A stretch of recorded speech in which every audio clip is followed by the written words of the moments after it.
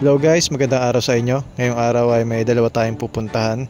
Isang magandang lugar at isang historical spot na dito sa Tinian na makikita.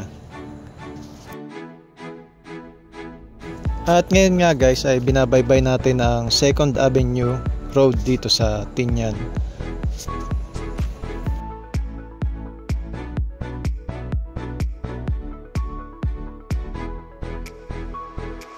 At dito nga guys ay kakanan tayo at makikita natin ang mga tanawin ay puro bundok at napakalinis talaga rito guys at parang talagang nasa probinsya ka lang.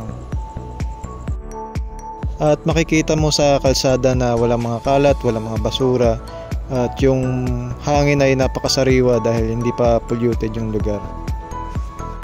Kaya hindi nakakapagtaka na yung ibang mga Pinoy ay pinipili na dito na tumira dahil napakaganda yung lugar at napaka-peaceful ng island na to.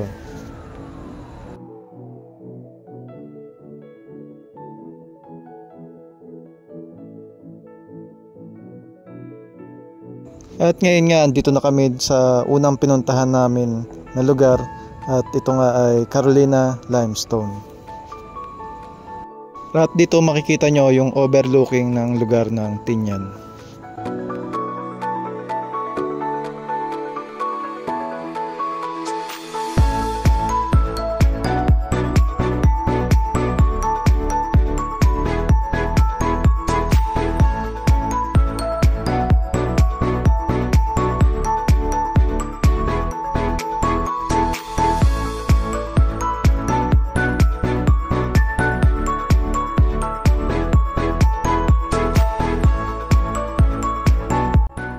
At dito nagpasya na kami na pasukin yung lugar para makita yung parte ng gubat na to o bundok ng limestone.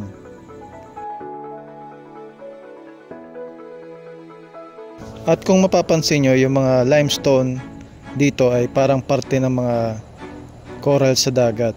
At nung makausap namin yung mga lokal dito ay way back 100 years ay yung lugar na to ay nakalubog pa sa dagat. At wala namang kaming dapat katakutan dito sa loob ng gubat dahil wala namang nakatira rito mga wild animals dahil tanging huni lang ng ibon na maaming maririnig dito sa loob.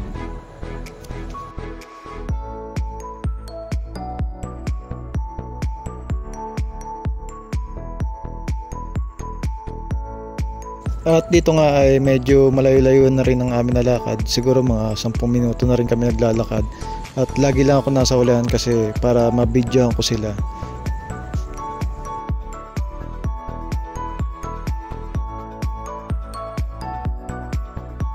At dito nga guys, namamangha talaga ako sa ganda ng lugar. Dahil ang tatas ng mga puno, tanging huni lang ng ibon talaga maririnig mo. At dito nagtatakutan pa nga kami na baka may makasalubong kaming malaking ahas dito sa gubat kahit wala namang ahas talagang nakikita rito. At ito nga sa wakas nakakapunta rin kami sa dulo ng gubat at nakita na rin ng overlooking dito sa loob ng Carolina Limestone.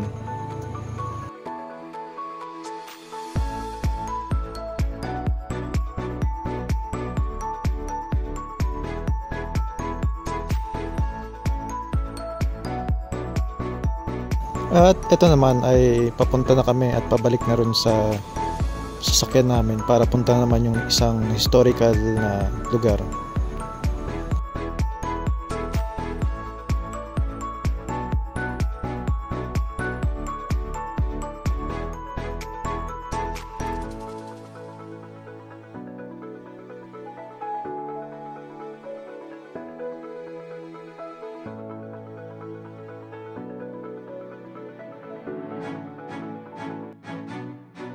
At dito nga sa lugar na dinadaanan namin, wala na masyadong mga bahay at wala na rin masyadong tao na dumadaan.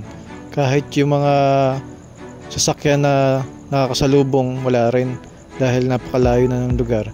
Kahit yung signal ng cellphone mo dahil yung lugar ng mapupuntahan namin ay dead end na.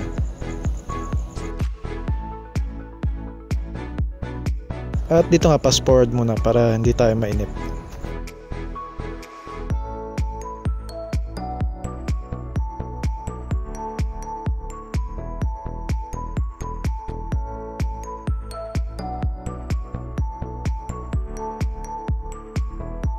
At ito nga sa wakas ay nandito na rin kami sa historical place dito sa Tinian na yung suicide cliff na mga Hapon nung panahon ng gera dito sa island.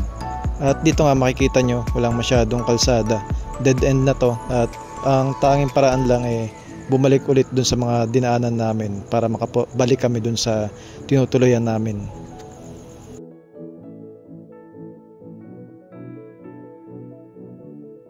At makikita nyo yung butas dito sa bundok, ayan daw yung mga tinamaan ng kanyon ng mga tropa ng mga kano ng panahon ng gera.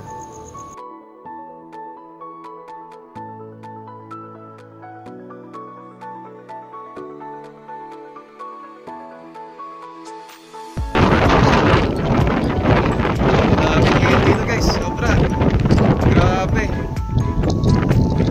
open sea. Open sea yan guys, layo na yan.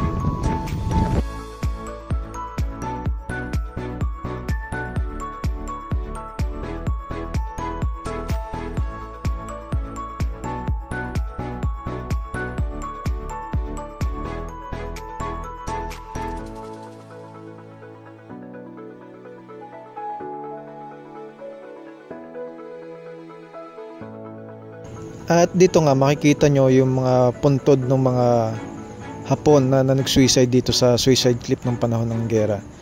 Dahil ang dahilan nun ay nako-corner na sila ng mga tropa ng mga kano.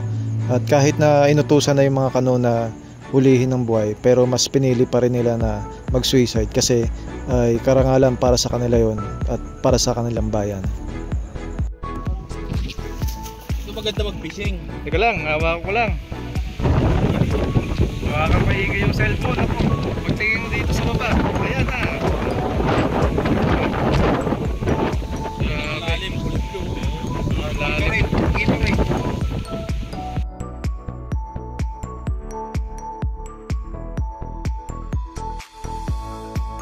Ito mga kasama ko. Ano yan? Tatalo.